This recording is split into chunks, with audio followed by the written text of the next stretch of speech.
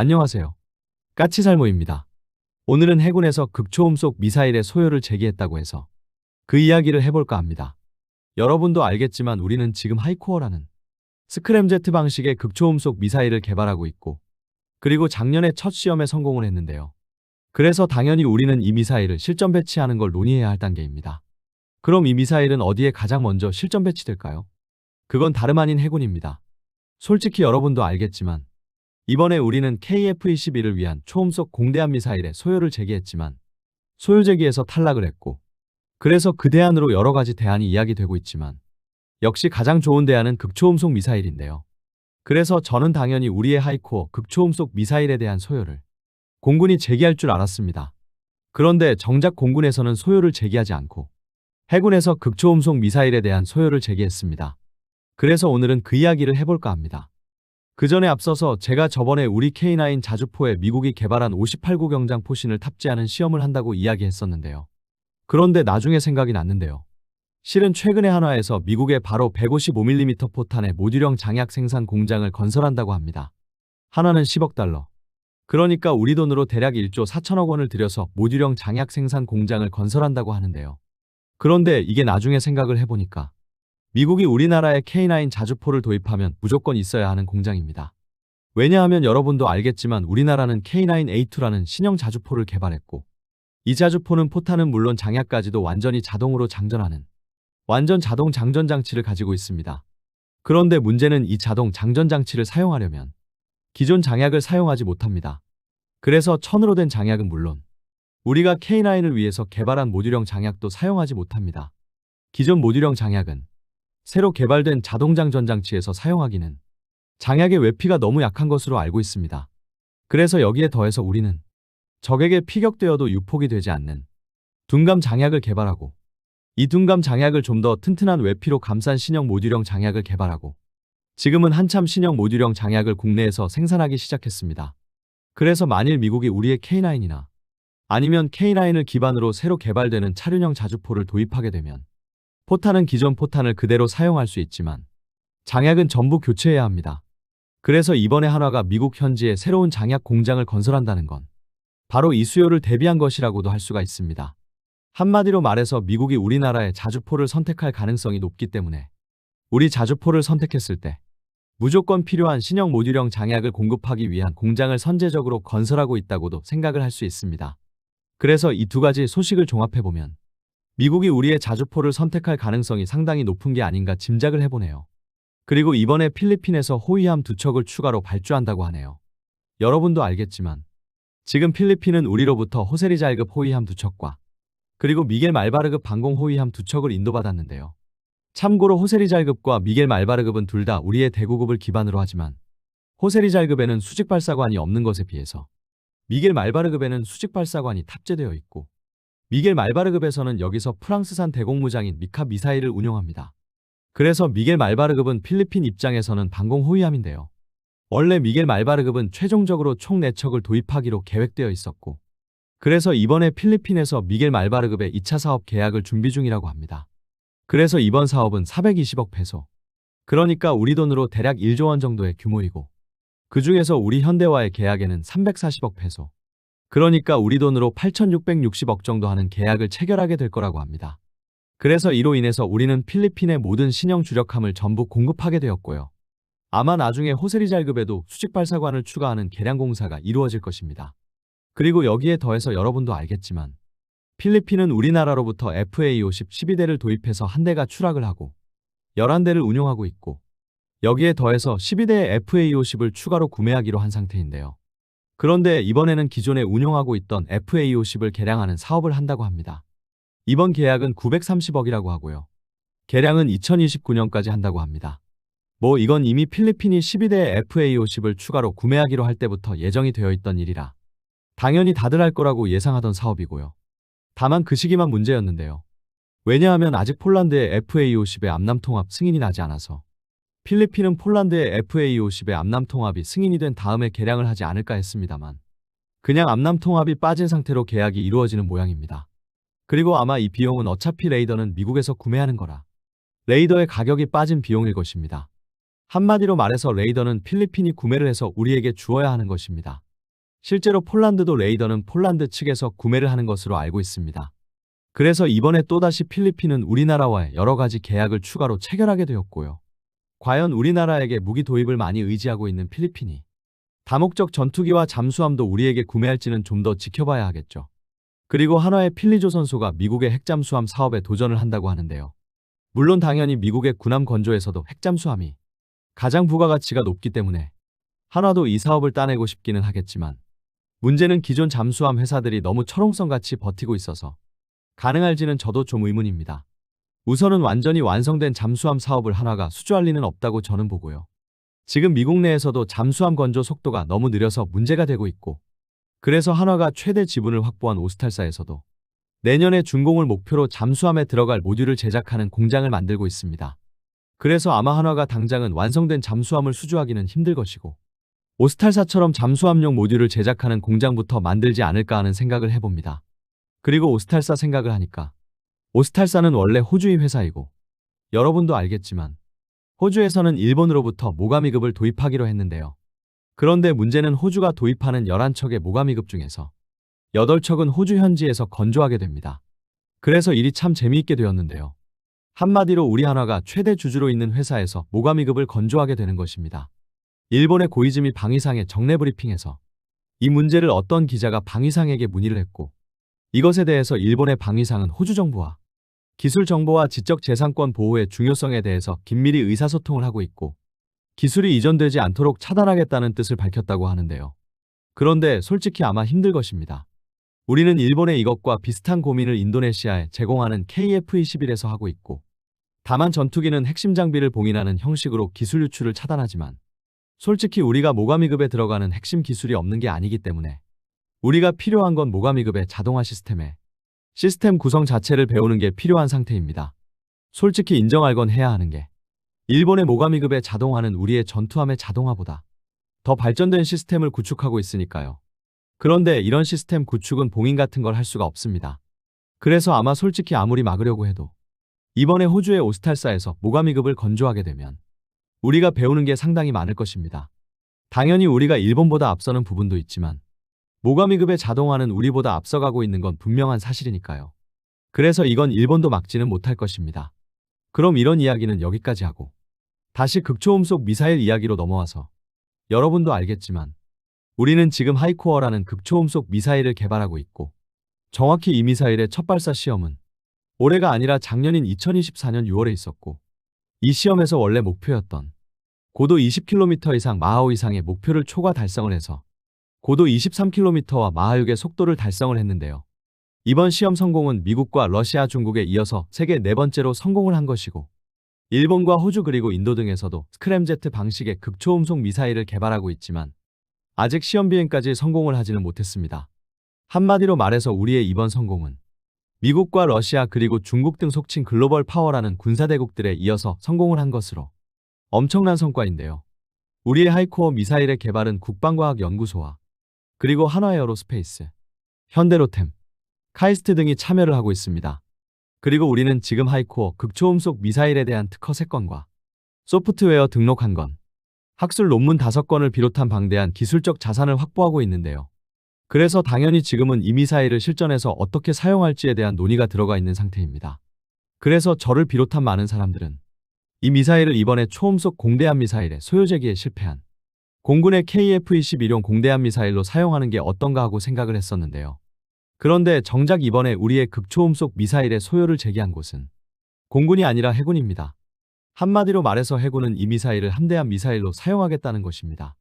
솔직히 과거부터 생각을 해왔지만 특히 공군은 우리 국산 무장의 도입에 상당히 소극적이었고 그래서 KF-21을 개발할 때도 공대공 미사일만은 해외에서 도입하려고 했었습니다. 그러다가 미국에서 KF-21에 대한 암남 공대공 미사일의 통합을 거부하자 급하게 국산 공대공 미사일의 개발에 나서고 있고 그 결과 우리의 KF-21은 주력 공대공 미사일이 부재인 상태인데요. 결론은 과거부터 정말 지독할 정도로 공군은 국산 장비 도입을 싫어했습니다. 어떻게든 국산 장비를 사용하지 않으려고 노력을 하는데요. 당장 링크-K만 봐도 알 수 있습니다.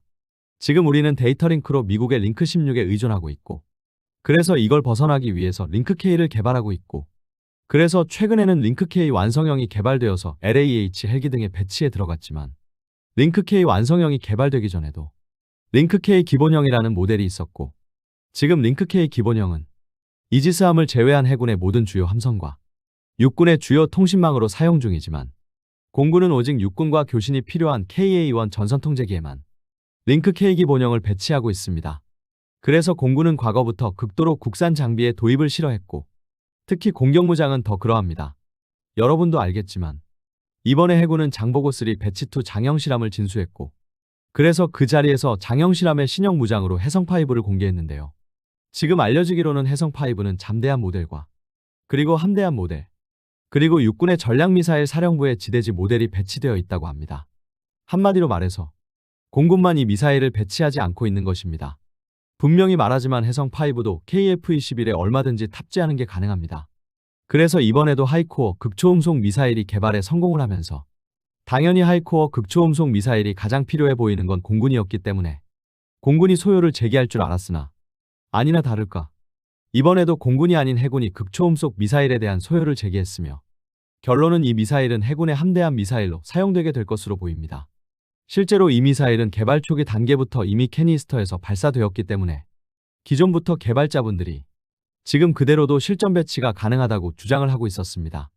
그래서 지금 그대로의 모습으로 해군의 KVLS-2 수직 발사기에 탑재될 것으로 보이고 현재까지 알려진 추정 사거리는 최대 500km입니다. 분명히 말하지만 저는 과거부터 요즘은 적의 탐지 능력이 극도로 발전을 해서 사거리 300km 이하의 사거리가 짧은 미사일은 현대전에 적합하지 않다고 했었고 그래서 공군이 개발한다는 사거리 300km의 초음속 공대함 미사일에 문제가 많다고 이야기를 했었습니다. 그래서 우리의 극초음속 미사일은 기본적으로 사거리가 500km로 상대의 탐지 범위 밖에서 미사일을 발사하는 게 가능할 것으로 여겨집니다.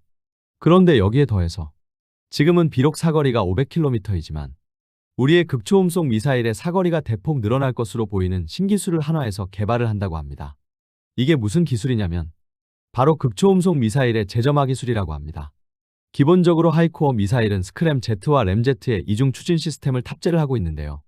우선은 미사일을 발사하게 되면 고체 부스터로 발사가 되고 이 고체 부스터로 마하 1 이상을 달성하면 그때부터는 램-Z 추진기관을 사용해서 램-Z 추진기관으로 마하 3까지 가속을 하게 되고 마하 3 이상부터는 스크램-Z 엔진이 가동을 해서 최대 속도 마하 16까지도 달성을 하게 됩니다. 그러나 기본적으로 이 미사일은 모든 비행기간 동안 스크램-Z 엔진이 가동이 되는 게 아니라 마하 16 정도에 도달을 하게 되면 모든 연료를 소모하게 되고 그럼 이때부터는 엔진은 꺼지게 되고 남아있는 관성 에너지로 나머지 비행을 하게 되는데요. 그래서 계속 비행을 하는 동안 속도를 상실하게 되고 사거리에 따라서는 목표에 도달했을 때는 마하 5 이하로도 속도가 줄게 됩니다. 그럼 이번에 한화가 개발한다는 재점화 기술이란 무엇이냐라고 했을 때 여러분도 알겠지만 우리의 LSM 항공기 요격 미사일에는 이중 펄스 로켓 엔진이라고 해서 로켓 추진제의 중간에 층을 두어서 로켓 엔진이 2번 점화해서 사거리를 대폭 늘리는 기술이 사용되고 있습니다. 이 방식은 요즘은 상당히 일반화되어서 미사일의 사거리를 연장하는 방법으로 많이 사용되는 방법인데요. 그래서 한화에서 개발한다는 재점화 기술도 비슷한 기술입니다.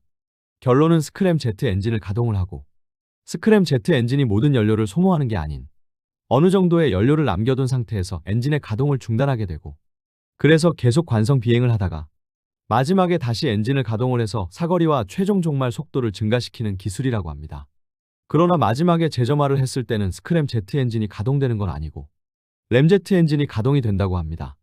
왜냐하면 마지막 단계의 엔진을 재가동을 하는 거라. 이미 미사일은 적의 방공망을 돌파하기 위해서 고도를 상당히 낮춘 상태로 진행을 하게 되기 때문에 만일 스크램-Z 엔진을 가동을 하게 되면 너무 강한 공기 마찰로 인해서 미사일의 표면 온도가 엄청나게 올라가기 때문이라고 합니다. 그래서 당연히 스크램-Z를 가동시켜서 마하 10 이상으로 속도를 대폭 올리는 건 아니고 램-Z 엔진을 재가동해서 마하 5 이하의 속도를 추가로 유지하게 된다고 합니다. 그러나 여러분도 알겠지만 일반적인 램-Z 엔진 방식의 초음속 대함미사일들은 종말 단계에서 마하 2.5 이상을 넘지 못하는 것에 반해서 이 방식은 종말 충돌 속도가 증가하는 건 물론 심지어는 사거리도 대폭 증가하게 됩니다. 그래서 지금은 비록 우리의 하이코어 미사일의 사거리가 500km로 추정이 되지만 아마 이 기술이 성공을 하면 사거리는 더 증가하게 될 거라고 생각을 합니다. 그리고 아마 해군의 소요제기를 마지막으로 우리는 앞으로는 이 미사일의 개발 소식을 더 이상 듣지는 못할 것입니다. 왜냐하면 지금은 선행 개발 단계이고, 그래서 아직은 하이코어 미사일의 개발은 비닉 사업으로 묶여있지가 않습니다. 그래서 각종 논문도 공개되는 것이고, 여러 정보들이 나오는 것인데요. 아마 본격적으로 이 미사일의 개발이 시작되면 이 미사일의 개발은 비닉 사업으로 묶이게 되고, 그럼 우리는 더 이상 후속 소식을 듣지는 못하게 될 것입니다. 그래서 분명 이번에 소요를 제기한 건 해군이지만 해성5처럼 당연히 육군에서도 나중에 이 미사일의 소요를 제기할 것이고, 당연히 그래서 함대한 버전뿐만 아니라 지대지 버전이 개발될 건 확실하다고 할 수 있습니다. 다만 지금 시점에서도 과연 공군도 이 미사일의 소요를 제기할 것인지 의문이 듭니다. 결론은 지금 한화에서는 초음속 공대함 미사일의 소요를 다시 제기할 거라고 하고 있고, 심지어는 공대지 탄도미사일 등 KF-21을 위한 여러 가지 초음속 공대함 미사일에 대안이 거론은 되고 있습니다. 그러나 과연 하이코어 미사일보다 적의 방공망을 돌파할 가능성이 높은 미사일이 있을까요? 당연히 없습니다. 물론 당연히 하이코어 미사일은 한화에서 개발하던 덕티드 램제트 방식의 초음속 공대함 미사일보다 개발이 더 힘든 미사일이고, 당연히 그래서 그 개발도 더 오래 걸릴 것입니다. 그러나 우리는 지금 언제 개발될지도 모르는 세계 최강의 공대공 미사일의 개발도 기다리고 있지 않습니까? 그리고 과연 한화가 개발한다는 덕티드 램제트 방식의 공대함 미사일이 일본이나 중국 함대의 강력한 방공망을 돌파할 수 있을까요? 그래서 저는 당연히 공군도 하이코어 미사일을 도입해야 한다고 생각을 하고, 이미 개발자분들도 하이코어 미사일을 전투기에 탑재하게 되면 부스터의 크기를 대폭 줄일 수 있어서 전투기에 탑재할 수 있을 정도로 미사일의 크기를 줄일 수 있다고 분명히 말했습니다. 그래서 해군뿐만 아니라 공군도 이 무기의 도입을 요구해야 한다고 저는 생각을 합니다. 아마 해군에 이어서 틀림없이 육군도 이 미사일의 소요를 제기할 것입니다. 그렇기에 공군도 이 미사일의 소요를 제기해야 한다고 생각을 합니다. 그리고 여러분도 알겠지만 바로 이런 게 미래전장에 트럼프의 전함 같은 게 필요 없는 이유입니다. 결론은 기술의 발전으로 갈수록 극초음속 무기는 발전을 하고 있습니다. 그리고 이런 극초음속 미사일을 활용한 대한미사일을 개발하는 게 우리나라만 있는 것도 아닙니다. 그래서 미래 전장에서 수상함은 갈수록 살아남는 게 힘들어지고 있습니다. 그래서 미래 전장의 주역은 대형의 수상함이 아니라 적의 공격에 피격되어서 침몰되어도 상관이 없는 무인 수상함이 주력이 될 거라고 여겨지고 있습니다. 한마디로 말해서 이런 엄청난 무기의 공격을 받고 몇 대가 침몰되어도 상관없는 무인 수상함이 미래에는 대세가 될 거라는 이야기입니다. 그런데 이런 미래 전장의 예측과 달리 트럼프는 무려 35,000톤짜리 척당 16조나 하는 대형 전함을 만든다고 하고 있습니다. 과연 트럼프급 전함이 우리가 개발하는 극초음속 대한미사일 같은 극강의 미사일의 포화 공격을 전부 방어하는 게 가능할까요? 당연히 불가능합니다. 그 어떤 전함을 만들어도 급속도로 발전을 하고 있는 무인기와 극초음속 미사일의 포화 공격을 전부 방어한다는 건 불가능한 이야기입니다. 그래서 앞으로는 수상함의 수요는 무인 수상함을 지휘하기 위한 소량의 수량만 살아남고, 무인 수상함이 미래의 대세가 될 거라고 하고 있는데요. 미국에서는 대형 전함을 만든다고 하니 기가 막히네요. 그리고 저번에 댓글들을 보니 트럼프의 전함을 과거 미국이 만들려고 했다가 취소한 아스널쉽과 비교하는데요. 트럼프의 전함과 아스널쉽은 전혀 다른 존재입니다. 아스널쉽은 최대한 높은 스텔스 성을 이용해서 자신의 존재를 최대한 숨기고 대량의 미사일만을 발사하는 목적이라면, 트럼프의 전함은 강력한 레이더와 그리고 강력한 방공망을 바탕으로 자신의 존재를 만천하에 드러내고 적의 그 어떤 공격도 방어해낸다는 개념의 배입니다. 그래서 아스널쉽과 트럼프의 전함은 존재 이유 자체가 완전히 다릅니다. 물론 현대전에서는 각종 소형 해양 관측 위성들과 그리고 해상 탐색 무인기로 인해서 아마 아스널쉽이라고 해도 살아남기 힘들겠지만 트럼프의 전함이라고 해도 살아남기 힘들기는 마찬가지입니다. 그래서 트럼프의 전함과 아스널쉽은 둘 다 대량의 미사일을 탑재하고 있다는 걸 빼고는 전혀 다른 개념의 함선이라고 보시는 게 옳을 것입니다. 어떤가요, 여러분? 과연 트럼프급 전함이 우리가 만든다는 극초음속 대한미사일을 방어하는 게 가능할까요? 이상 영상 봐주셔서 감사합니다.